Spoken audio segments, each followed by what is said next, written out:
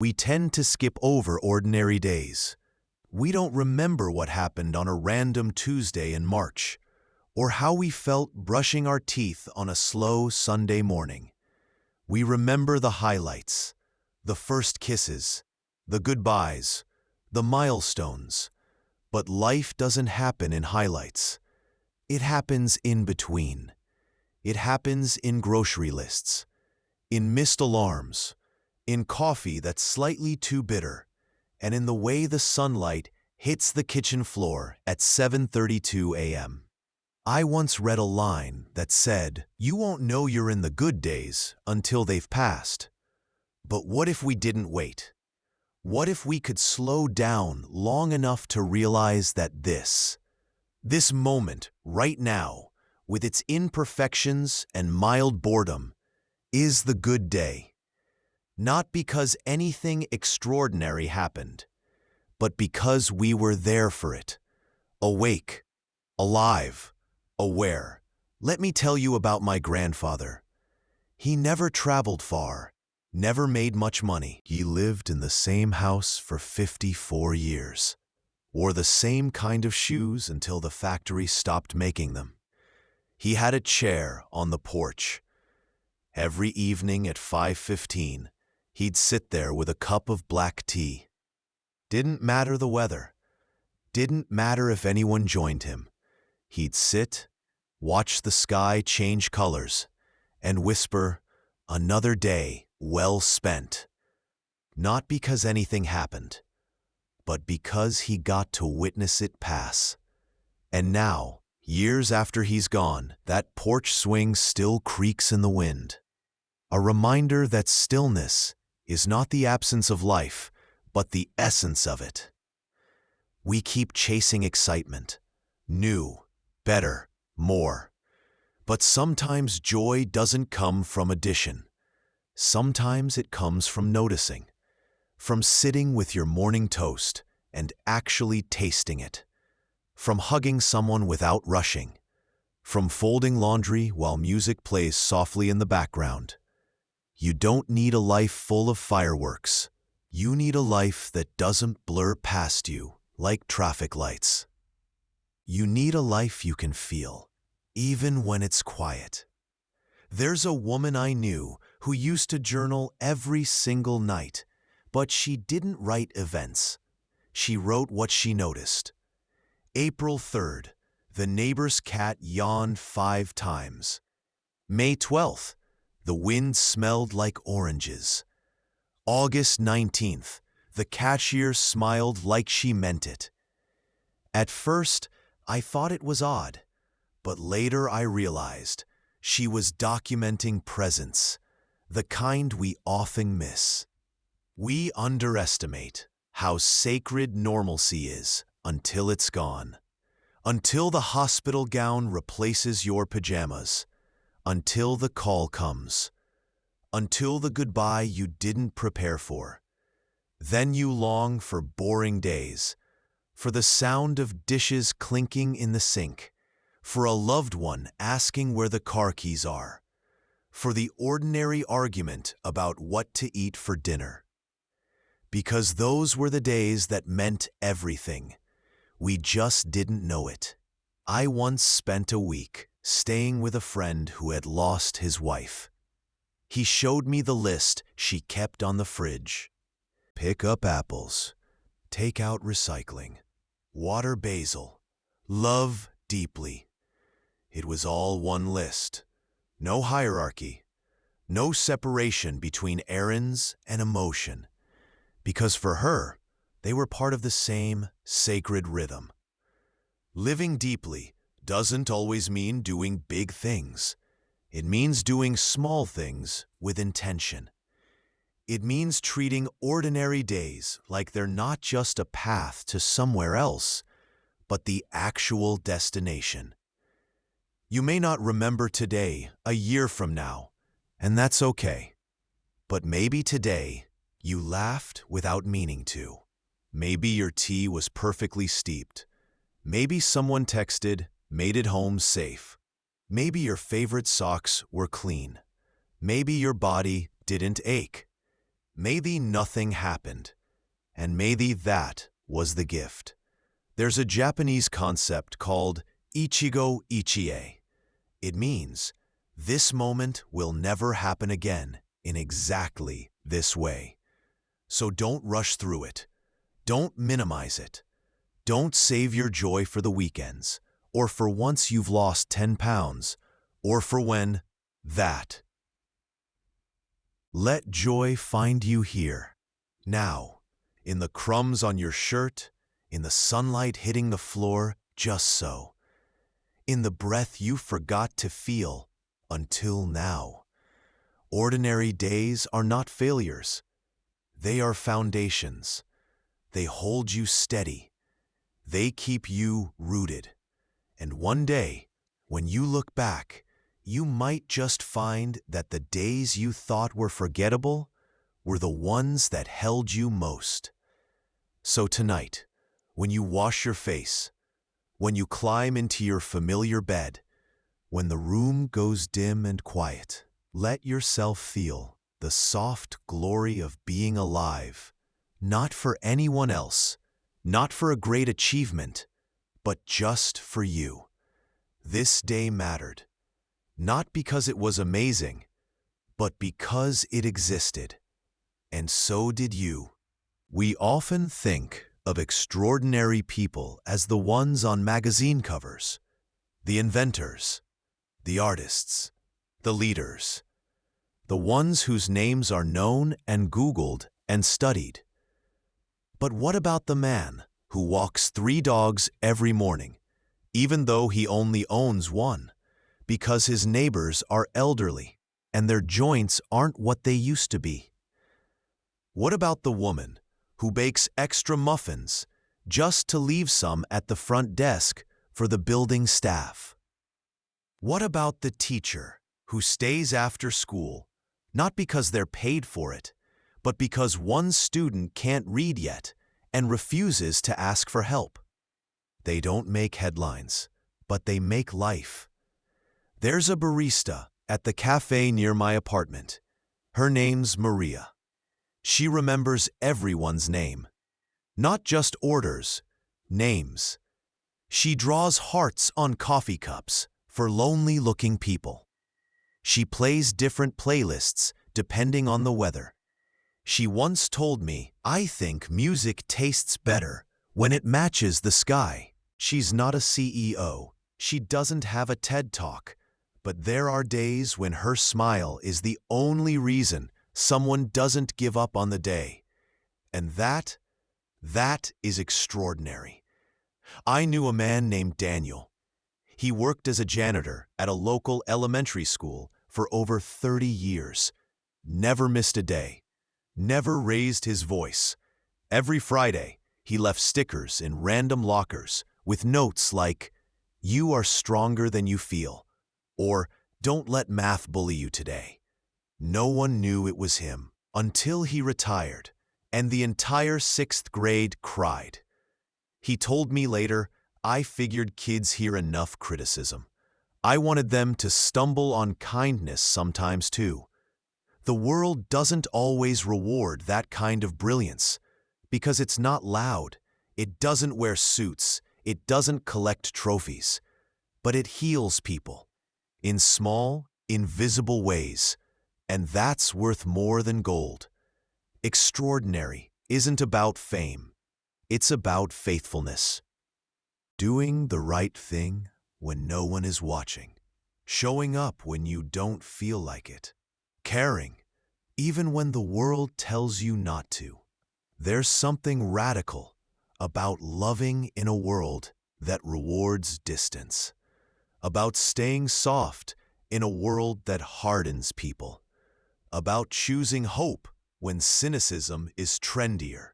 You don't need to save the planet to live a meaningful life. You can save one moment, one person, 1 inch of space around you. You can offer your seat on the train.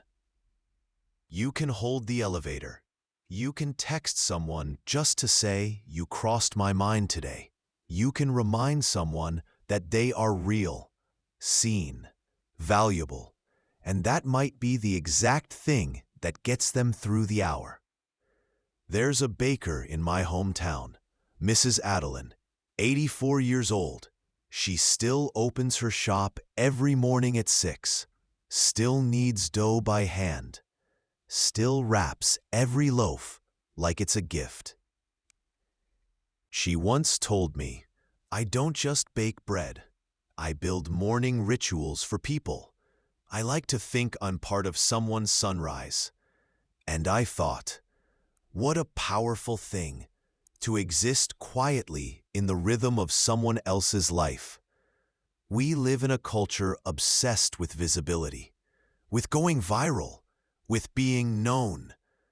But I think there's something beautiful about being known deeply by just a few, about being someone's safe space, about being the one they call when life cracks, about being someone's always in a world of sometimes. That's a kind of fame no algorithm can measure. You might never receive an award. No certificate may bear your name. Your acts of love might never be retweeted. But imagine this. Your kindness becomes someone's inner voice. Your patience becomes the memory they return to on hard days. You become part of someone's healing. You become part of someone's story they'll tell their child one day. There was a person once who helped me without need. That's legacy. That's extraordinary. So if you're someone who packs their partner's lunch, or listens when a friend rants about the same thing again, or sends voice notes just to say you matter, keep going. If you hold your tongue to avoid hurting someone, if you cry quietly so no one feels responsible, if you show up when no one claps, you are extraordinary. Not for what you do, but for how you do it. With tenderness, with intention, with heart. You don't need to shine to matter. You just need to warm someone. You just need to leave light wherever you've been. And sometimes you'll never even know you did. But they will. And that's enough. We're told strength looks like steel, like armor, like loud voices and sharp elbows. But I've seen strength that whispers, that trembles, but stands, that bleeds quietly, yet still reaches for love without asking it to promise anything. There's a kind of strength that isn't on billboards. It doesn't flex. It doesn't announce itself. It just survives, softly, relentlessly. I once knew a nurse named Hannah. She worked night shifts in hospice care. She told me the hardest part isn't death. It's holding someone's hand when they're afraid to leave, and no one else came. She'd bring lavender oil, play classical music, read their favorite passages aloud. When I asked how she could do it, how she could give so much to people who wouldn't stay, she said, "Because they matter, even at the end, especially then." That is strength, not the kind that gets headlines, but the kind that gets people through their final hours with dignity. We often think being strong means getting over things quickly, but strength isn't always speed. Sometimes it's slowness. It's the single mom who gets up at 5 a.m. even though she barely slept and still packs lunch with a note that says, "You are my favorite miracle." It's the man who lost everything in his business, but still greets his staff with grace, still holds the door open, still says thank you. It's the teenager who battles depression, but still shows up for their friend's recital because they promised. This world teaches us to toughen up, but some people are tender anyway, and that is revolutionary. There's a woman named Lay. She was cheated on, publicly, brutally. She could have become bitter. She could have shut down. Instead, she started a support group. Every Tuesday night, in a church basement, she held space for heartbreak. She served tea. She brought blankets. She taught people how to breathe again, without having to forget. I just wanted to create the space I never had, she told me once. And I figured, maybe softness is what saved me. You don't need to turn hard to be strong. You don't need to stop feeling. You don't need to stop crying. You don't need to pretend the loss didn't happen. You just need to keep going with your softness intact. That's the real strength. Because anyone can burn things down, but only someone deeply rooted in love can stay soft enough to rebuild with bare hands. There's a quiet kind of heroism in those who forgive even when no one apologizes. In those who stay kind even after being misunderstood, mocked, left. In those who choose trust even after betrayal. These are not naive people. They are not weak. They are warriors of gentleness, and their battle is daily, invisible, sacred. I once asked an old woman how she stayed hopeful after losing 2 children and her husband. She said, "I water the garden anyway. I buy fresh bread. I make soup for the neighbor's boy because he reminds me of my youngest." Then she looked at me and smiled. I carry grief in one hand and love in the other, and I try to use both. That sentence, I carry it still, because what she described was strength, not the kind that shakes the world, but the kind that holds it together. You don't have to be loud to be brave. You don't have to fight to prove your worth. Sometimes, bravery is staying soft in a hard world. Sometimes, courage is letting go and still choosing to love again. Even if it's risky, even if it's quiet, even if no one notices. So if today you chose not to shut down, if you listened instead of retaliated, if you gave without being asked, if you paused before saying something unkind, you are strong. You are building a kind of world that doesn't need to shout. You are proving that softness is not the opposite of strength, but its deepest form. Let your life be soft. Let your life be slow. Let your life be full of brave, tiny acts that no one sees. And in doing so, know this: you are extraordinary, even when no one claps, especially then. This is for the ones who were never called gifted, for the ones who stood at the back of the classroom, who didn't get picked first, or second, or at all. For the ones who write poems they never read aloud, who doodle in notebooks while no one's watching, who keep their kindness folded into the corners of their daily lives like secret prayers. This is for the ones who don't shine, not because they can't, but because they're too busy holding light for others. You might not be the story people tell. You might not be the headline, but you are the reason someone else kept breathing through their hardest hour. You are the ride to the airport, the home-cooked meal, the quiet shoulder during the storm. You are the text that says, "Did you eat?" You are the ride home, the only one who noticed they were crying in the bathroom.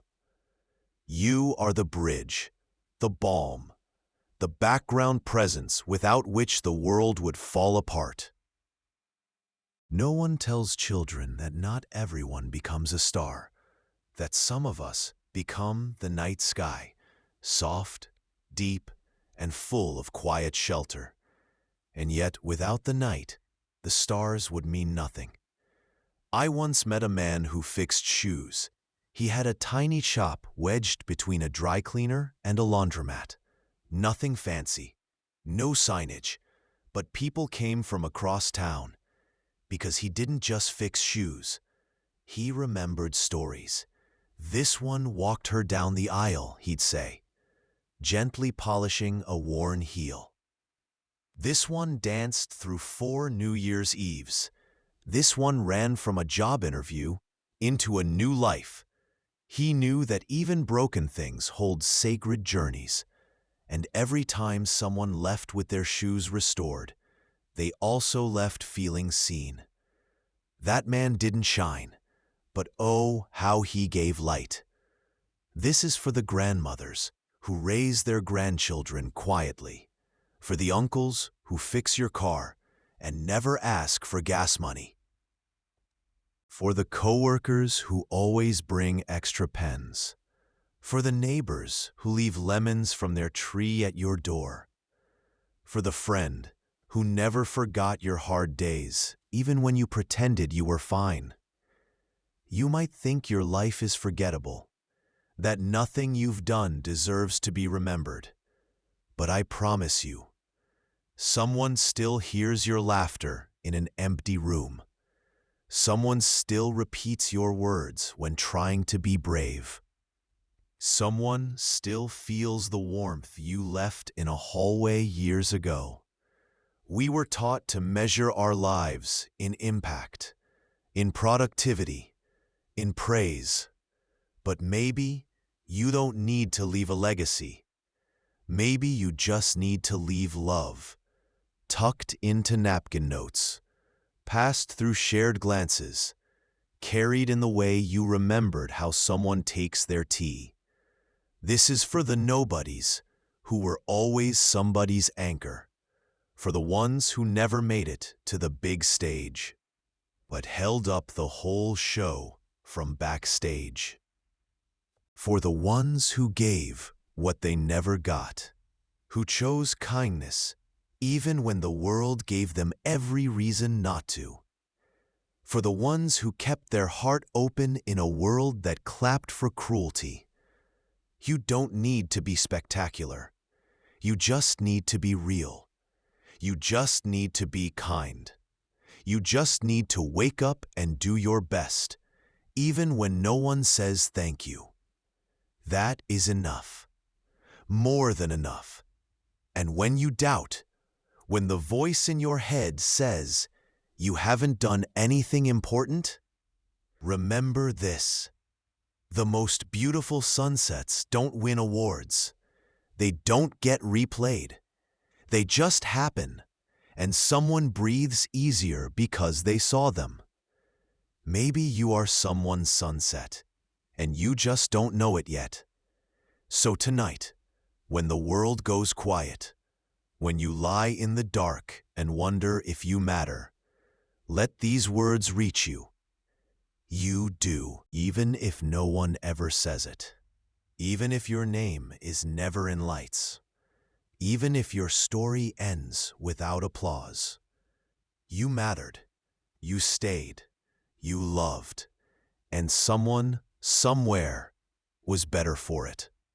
There are stories we never got to live. Paths we thought we'd walk, but never did. Lovers we imagined growing old with. Careers we dreamed of pursuing. Versions of ourselves that felt so real until they weren't. And yet, they linger. Not as regrets, but as gentle ghosts of what could have been. I once met a man who kept an old violin in the back of his closet. He hadn't played in decades. Life had taken him elsewhere. But he couldn't bring himself to let it go. It's not about the music, he told me. It's about the boy who believed he'd play on grand stages. Sometimes we hold on to objects because they hold on to us. There's a woman I know who writes letters to a child she never had. She keeps them in a box under her bed. Each one begins with dear love and ends with a hope for a life that never came to be. She told me, I write them not because I'm sad, but because I want that part of me to know it mattered. We often think closure means forgetting, but sometimes it means remembering with grace. Making peace with what never was isn't about erasing the dream. It's about honoring it without letting it haunt us. It's about saying, I see you, I loved you, but I choose to live here now. It's a quiet kind of courage, one that doesn't seek applause, but offers freedom. There's a garden in my neighborhood, tended by an elderly man. He plants flowers that bloom at different times of the year. When I asked him why, he said, so there's always something to look forward to. Life is like that. Some dreams bloom, others don't. But the act of planting, of hoping, is itself a kind of beauty. We all carry stories that didn't unfold as we imagined. But perhaps in the spaces they left behind, new stories can grow. Ones we never planned for, ones that surprise us with their quiet joy. So tonight, if you find yourself thinking of what could have been, breathe. Place your hand over your heart. Feel its steady rhythm. Know that you are here, alive, capable of love, even after loss. And that is enough. We often believe that to be worthy of love, we must be flawless, that we must hide our scars, our mistakes, our insecurities. But what if our cracks are not flaws to be concealed, but openings through which our light can shine? I once met a woman named Clara. She carried herself with grace, but her eyes held stories untold.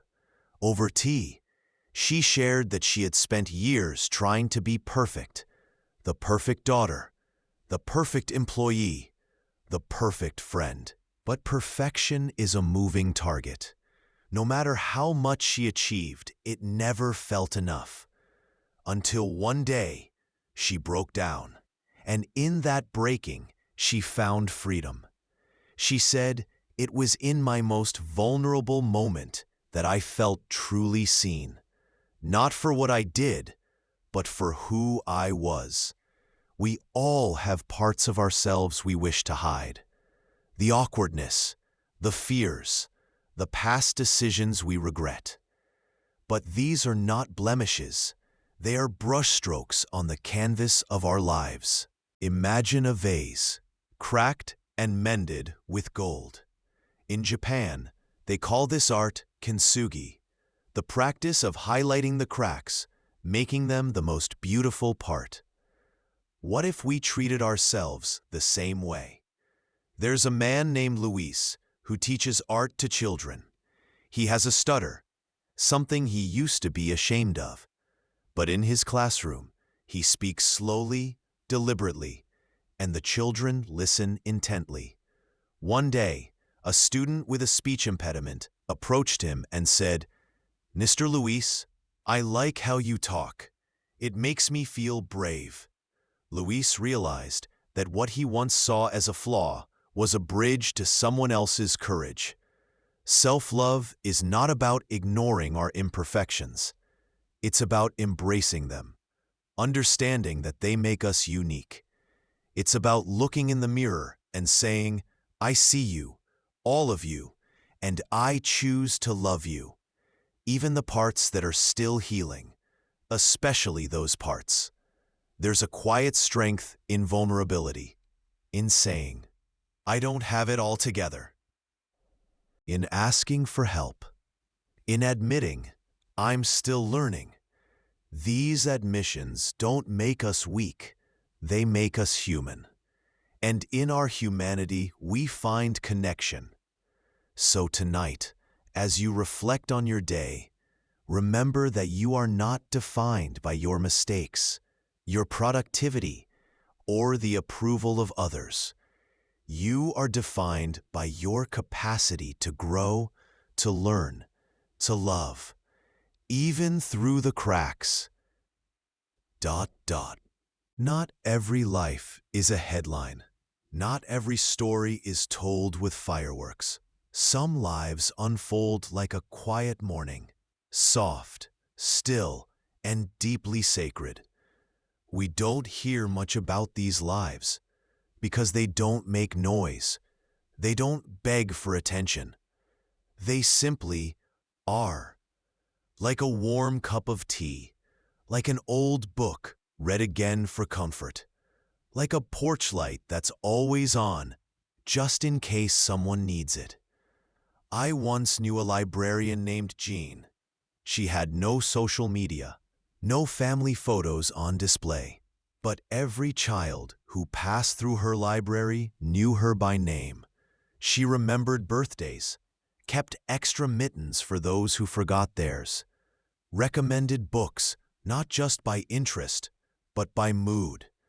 She gave me my first journal, one girl whispered, at her retirement party, and told me my words mattered.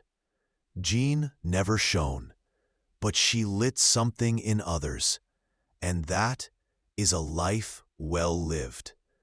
There's a couple who run a corner diner in my neighborhood. They've been there 30 years. No fancy menu, just comfort food and open hearts. They remember everyone's usual. They keep extra umbrellas behind the counter. They tape drawings from local kids on the wall, right next to vintage black and white photos of past customers. People go there for more than meals. They go to feel remembered. We spend so much time chasing significance, trying to be special, trying to make a mark. But what if your life's mark is the way your home smells like cinnamon when guests arrive? The way your dog greets you like you're the best part of its day? What if your legacy is the gentle steadiness you brought to someone's chaos? The peace in your presence, the warmth in your words. What if that's enough?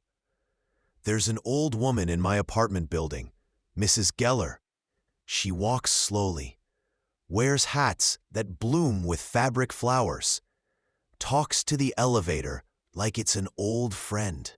Every Christmas, she leaves handmade cards at everyone's door, even the ones who never say hi. She signs them, "From your invisible neighbor who sees you anyway." She once told me, some of us are born to live in lowercase letters, but we still write poems. That sentence still holds me. A quiet life doesn't mean a small one. It means living deeply, without needing a spotlight. It means knowing your worth, even when no one claps. It means finding magic in folded laundry, in humming while you cook, in loving the people you're allowed to love as fully as you can. We often ask, what will I be remembered for? But maybe the more important question is, what will I remember about this life? Will it be applause? Or the way the rain sounded on your window at night? The way someone's hand fit perfectly in yours? The smell of summer on your child's hair? Those are the moments that matter. The ones that don't shine, but glow. So if you've never been loud, never been first, never been seen as the star, take heart. Your life is not small. It is quietly magnificent. Every kind act, every silent endurance, every moment you chose love over resentment. You've been writing a story that may never trend, but will always be true. And that's the kind of story the world needs more of. Dear you, the one who never made the yearbook, who was always second choice, or never a choice at all. The one who walks alone sometimes, not because they prefer it, but because silence feels safer than rejection. The one who loves deeply, but quietly, who carries more than they show, who dreams in soft colors and wakes up to a world that asks for neon. This letter is for you. I know it's hard to feel like you're enough when the world keeps clapping for someone else. When your efforts go unseen, when you show up over and over and no one says thank you or even I see you. But let me be clear, you matter, not because of what you've accomplished, but because of who you are when no one is watching. You are the pause in someone's chaos, the softness in someone's storm, the person someone thinks of when they hear that one song, see that one flower, smell that one cup of tea. You're not invisible. You're unforgettable, just in ways the world isn't always loud about. I know you've doubted your worth. You've wondered if your life is big enough, loud enough, meaningful enough. But please don't measure yourself with someone else's ruler. You are not falling behind. You are not failing. You are unfolding, gently, exactly as you're meant to. Maybe no one gave you permission to rest, to feel, to grieve the things you lost before you ever got to hold them. So let this be it.